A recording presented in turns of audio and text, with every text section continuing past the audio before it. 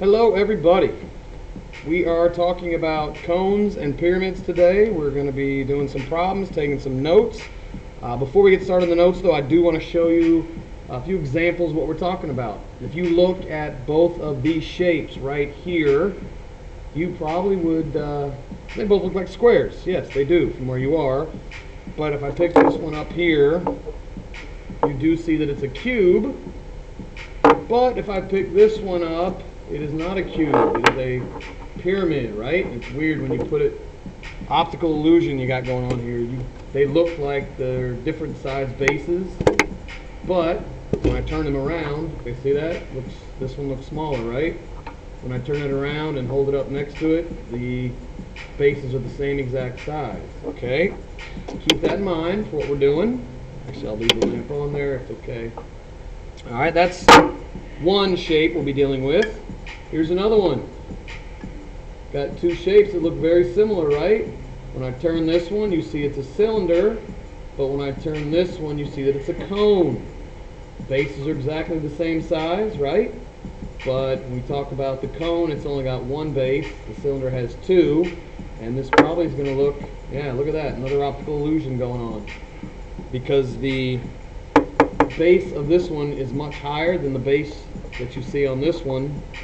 It looks like this side is smaller, but it actually isn't. If I hold them up right next to each other, same exact size. Okay, keep that in mind with what we're doing.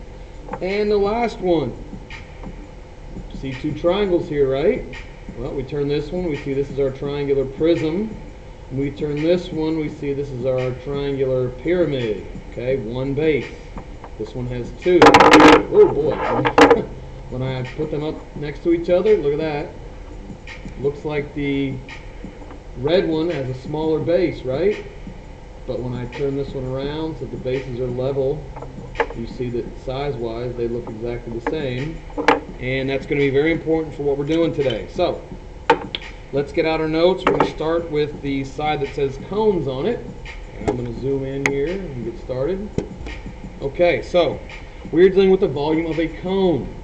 So we're going to fill in our basic information here. Volume, name of the shape is a cone. Now we look down here, we see our formula. Volume equals 1/3 big V, area of the base, times the height. Which, if you cover up that 1/3, that formula looks very similar. Well, when we're doing with the cone, we're going to be taking 1/3 of what we did when we found the volume of a cylinder. Okay, so this is our formula. Finding 1/3 of something is actually very easy. All you're going to do is, at the end, you're going to divide by 3. Okay, so our formula, we're going to write that in. Volume equals 1/3 area of the base times the height, which you could actually write like this. Area of the base times the height divided by 3. That would be okay. They're both going to do the same exact thing. Shape of the base. Well, it's a cone, so the base of it is a circle. Okay. The area, music starting over, sorry. The area of the base, well, it's a circle, right? So this is where we have to look back at that formula chart. I'm going to shade it in, by the way, because I forgot to do that. That's our base, that circle on the bottom. Again, that's the base. That's where it would sit. Okay, cones only sit one way. Even if they show you a problem, even if they show you a problem where the cone is like this or in the air or whatever, you have to imagine that the circle is the base. So that's where it's sitting. Kind of looks like a circle just like that, doesn't it? So our base is a circle. Our formula for the circle, pi times radius squared, which we've worked on in class. And the height, again, the height is of the prism. If we look over here, that's that number right there. I'm going to put h equals 8, and I'm just going to write that over here. And over here, I'm going to actually solve pi times radius squared. Now, to make this a little bit quicker and easier, we're just going to use 3 for pi. So 3 for pi times the radius, which if you look over here, the radius is 2. And we're going to square that. Again, order of operations, we have to square things first when they're order of operations in this case. 2 squared is 4. So we'll be doing 3 times 4, which is 12. Okay, so I've got the area of the base. I got my big B is 12. I got my height is 8. And I'm just going to come over here and finish the rest of this formula. 1/3 of 12 times 8. Now again, there's a few ways you could do this. Since this number right here, the 12, is easy to divide by 3, I might do that first. A third of 12 is 4. Okay, and then 4 times 8 would be 32. Or you could do 12 times 8, which is 96. And to find a third of 96, you would divide by 3, and you get a very easy answer of 32. Now, we talked about this in class. If I had actually used the real number that we're given for pi up here, so in other words, if I would have used 3.14 instead of 3, my answer would have been just a little bit bigger. It would have been about 33.5. That would have been about the real answer. So when I use 3 for pi, I do want to make these little squiggly equal signs, which means this is an answer close to the real answer. This would be more of an exact answer, 33.5. Okay? All right, let's go down to the next one. Another cone. Again, it's upside down looking. I mean, this is the way you'd hold an ice cream cone. But we usually think of the base as the bottom shape. So we want to imagine that this circle right here is still our base. So let's fill in our basic notes. We're doing volume. We're doing a cone. Our formula again, 1/3 area of the base times the height. The shape of the base, we already did that. It's a circle. I did shade it in. I'm going to now go to my formula chart to get that formula for the area of a circle, which is pi times radius squared. And the height of the prism, well, if you look over here, you see that that's 12. So, just going to fill that number in. And I'm going to do this really quick. And again, we're going to use 3 for pi just to make this a little quicker. 3 times. Okay, they gave us a diameter in this circle, right? The diameter is 8. The radius is half of that, so the radius is 4. So 3 times 4 squared is going to be my formula for the area of that circle. I'm always going to follow order of operations and do the exponents before multiplying. So 4 squared is 16. 3 times 16 would give me a final answer of 48. Okay, so I have my area of my base is 48. I've got my height is 12. I'm going to come down here. I'm going to finish my formula. I'm going to find 1/3 of big B times H. We found out that the big B was 48. And we have the height of 12. Now, you may not know this, but you got two numbers that are both divisible by 3. So if you want to divide one of them by 3 first, that would be an easy way to get rid of this 1/3. Or you could just follow what you're supposed to do normally. 48 times 12 is 576. And then I might have to actually do a little bit of division by doing 576 divided by 3. Okay, so I'm actually going to do that really quick. 27, 9 is 27. So that would give me an answer of 192.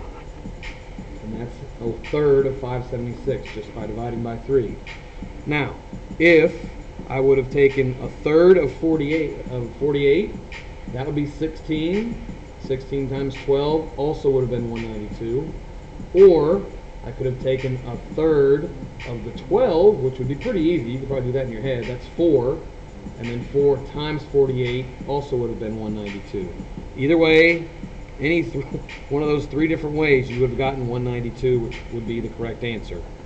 Again, since I used 3 for pi up here in my circle formula, the answer if you had used pi, so using 3.14, my answer for that one would have been about 201. It's a little less than that. So that would have been the real answer in cubic inches.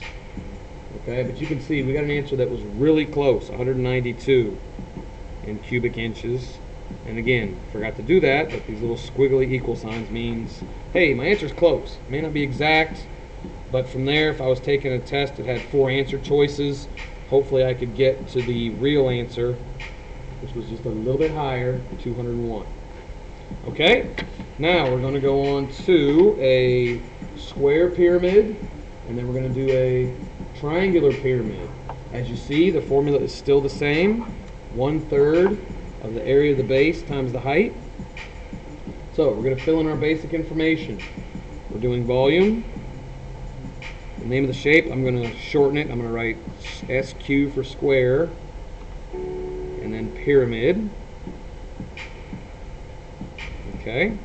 It could be a rectangular pyramid too, but this one just happens to be a square because if you look on the base down here, I know it's hard to imagine that that's a square, but it's 8 here, 8 there. That means the back two are also 8, so that is a square.